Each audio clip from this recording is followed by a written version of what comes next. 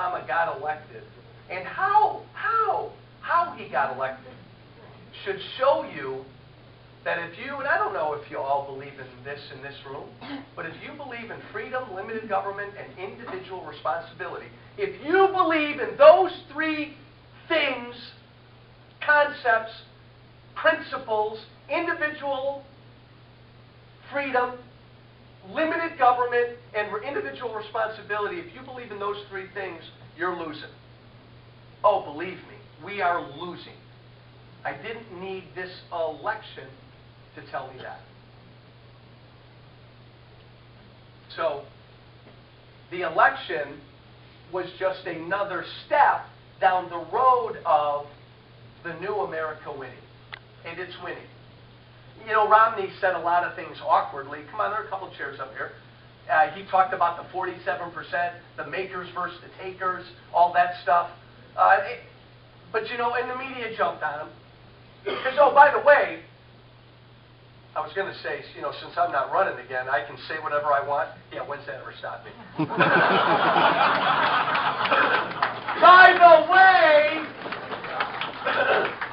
By the way, the media, God love them. You have to love them.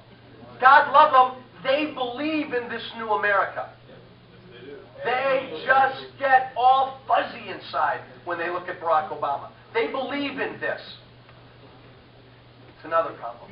Guys, we're fighting about huge things. I got to tell you, the America that Barack Obama envisions is 180 degrees from the America I envision. We got to have this fight out. Eventually, in 2 years, 4 or 20, eventually we're going to figure it out. And we're either going to lose that original thing, or we'll get it back. But I'll throw this at you. Would you rather we all got along in Washington? No. Would you rather the people out there in Wakanda and McHenry just sort of slept through all this again?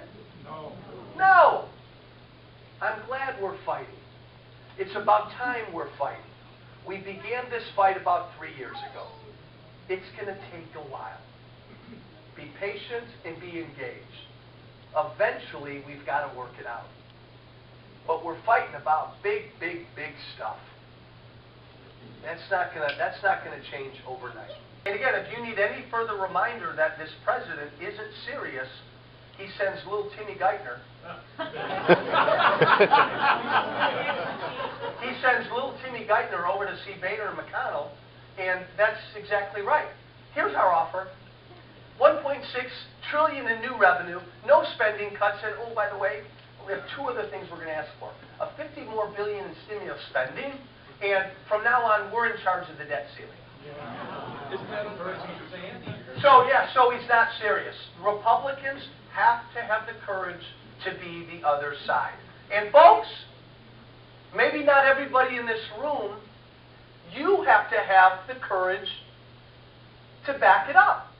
Partly one of the reasons Republicans don't have the courage to do what's right, and we didn't have the courage in the debt ceiling fight, is because we thought the American people are just going to scream, oh my God, get along, compromise, come up with something, don't let these tax rates expire, blah, blah, blah.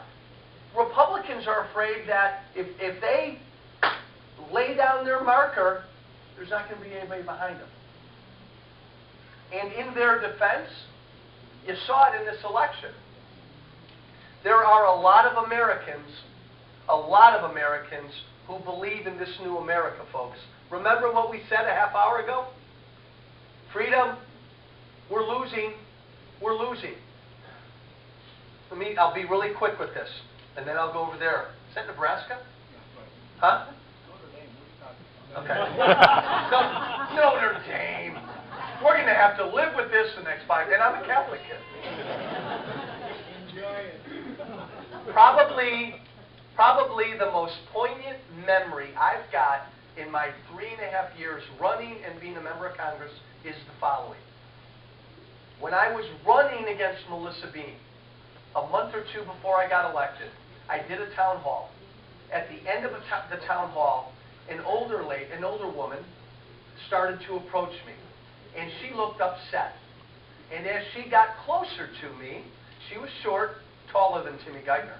She was short. As she got closer to me, she was crying. There were tears coming down her face.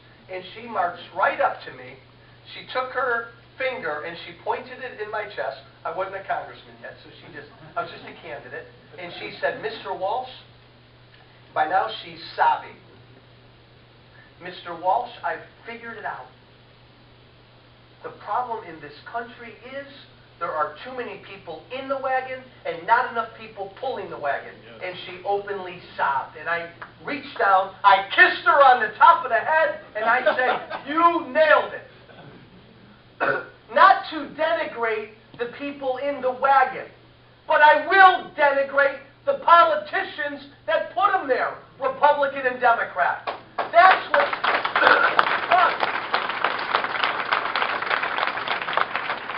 And you know why? We know why politicians put people in the wagon, right? Because if I put you in the wagon and I promise I'm going to give you things, you're going to vote for me next time. Because all politicians want to do is get re-elected.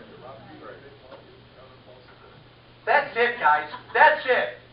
That's it. And we're going to approach a point in a month or two, a year or two, where the people pulling the wagon are going to put it down. And they're going to say, "I've had it." They're going to say, "I'm leaving Illinois." They're going to say, "I'm taking my business up to Wisconsin." They're going to say, "Government, you can't get one more tax dollar out of me. I run a business. You can't, OSHA or EPA, I don't want to put up with one more regulation. I've had it." Eventually, that's going to happen. It's already happened in Illinois.